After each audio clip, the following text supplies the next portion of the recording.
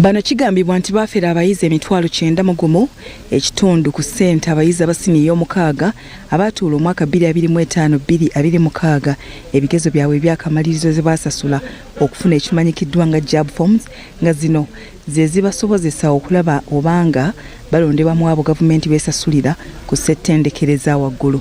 Okukwatibwa kw'abasomesa ababiri kiddiridde ekiragiro ekyafulumiziddwa Kamisona wa disitulikiti y'e Busia Hajirwa Namagogwe oluvannyuma lw'okufuna okwemulugunya okubewa Justin Bizibu omu ku bayizi abaakola obulungi 2025-2026 era nga yali asasudde ssente eza JAB. Omwana yangamba buli mwana alina kusasula mitwalo 6 kitundu ekya ku JAB form era nitusasula kati awo ati kasita asasula bwakola obulungi gavumenti emukwatirako era nitusasula nitubeera na receipt era nituba bagumu. We are requesting that someone at least should come in to help us. Hajirwa Namagogwe RDC w'e Busia yakakasizza okukwatibwa kwa bano ng'agamba nti abakwate bagenda kuvunaanibwa omusango ogw'okukozesa obubi yafeesi. Okusinziira ku Namagogwe ye kennyini yagenda ku Buhobe Secondary School n'akisuula nti ssente tezasasulwa Punjab era kino kyakosa abayizi 14.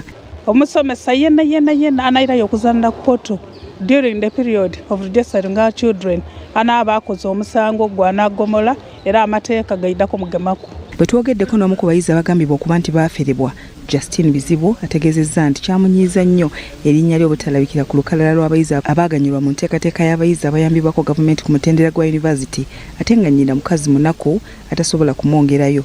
Deogracious Mugeni akulira essomero lya Buhobe Secondary School akkiriza nti olukalala luno terwaweebwayo kubanga abasomesa be baakyusakyusa omukutu gwa Punjab gwe bakozesa okuleeta olukalala luno. And we really regret what happened. We ask the parents to forgive us. It will never happen again. We shall continue being very vigilant. We shall be very vigilant and ensure that everything moves on well. We ask them to forgive us for the inconvenience. Okusinziira ku Stephen Mayende, kansala wa disitulikiti akiikirira eggombolola y'e Bulumbi, emisango gy'abasomesa okufeera ssente z'abayizi giyitiridde nnyo ku Buhobe Secondary School era ayagala bano bavunaanibwe. Batulaga nti abasomesa abo babadde balya ssente ezo okuviira ddala myaka ez'emabega ng'abaana basasula ssente naye tebazitwala ministries. Justin Birungi Kayembe ne Mukisa Gabriel, BBS Telefina, Agesigika.